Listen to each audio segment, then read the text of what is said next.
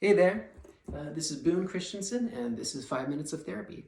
And today we're going to be talking about boundaries. I put part one because I assume I'll need more parts on this. There are a lot of misunderstandings about what boundaries are, and hopefully today I can clarify a little bit about what they actually are. So, to start, what a boundary is not supposed to control or force somebody else's behavior. It's not something we really can do in the long run, and we shouldn't try unless we want to incur great risk and damage to ourselves and others. Boundaries are to protect ourselves and the people around us, not to coerce somebody.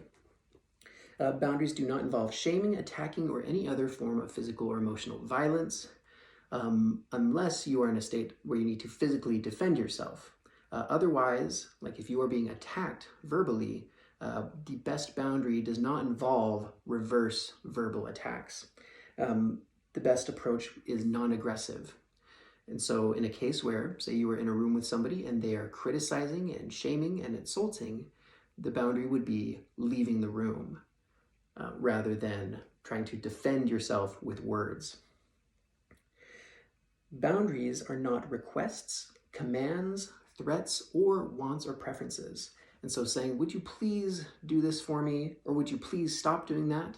Or commanding them, stop doing that now. Or saying, this is unacceptable. Those are not boundaries.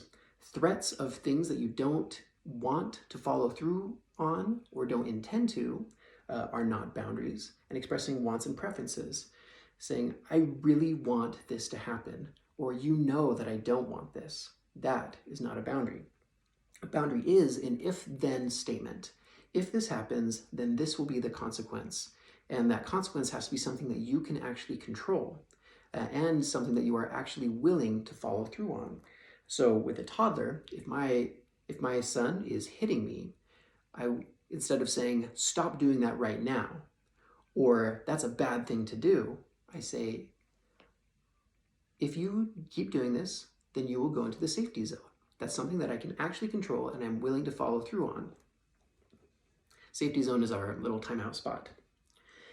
I don't like the phrase, my boundaries were violated, because it implies that somebody crossed over a line rather than somebody ran into a wall, which boundaries should be. Boundaries should be strong, formidable walls, not lines that people can choose to jump over or not jump over.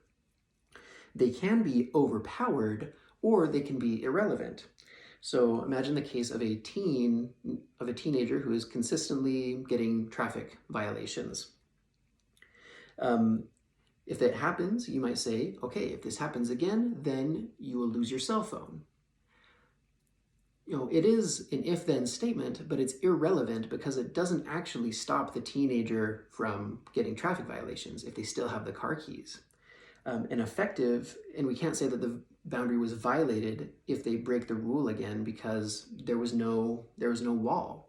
There was no way to actually continue protecting yourself. An effective boundary would be, if you have another traffic violation, I will take the car keys. This is something I can actually control and actually addresses the issue. It is a relevant boundary.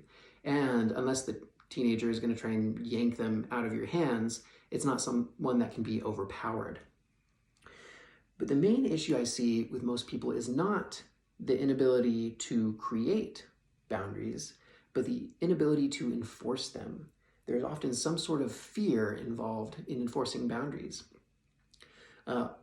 such as in a dating relationship. I can't enforce my boundary because I'm afraid of the relationship ending.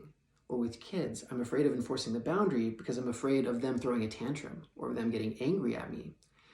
In which case, we have a different issue to work with. If you are afraid of a child throwing a tantrum, then we would have to resolve that first. If you are so afraid to maintain your own health because you're afraid of losing the relationship, then we would have to deal with that anxiety first.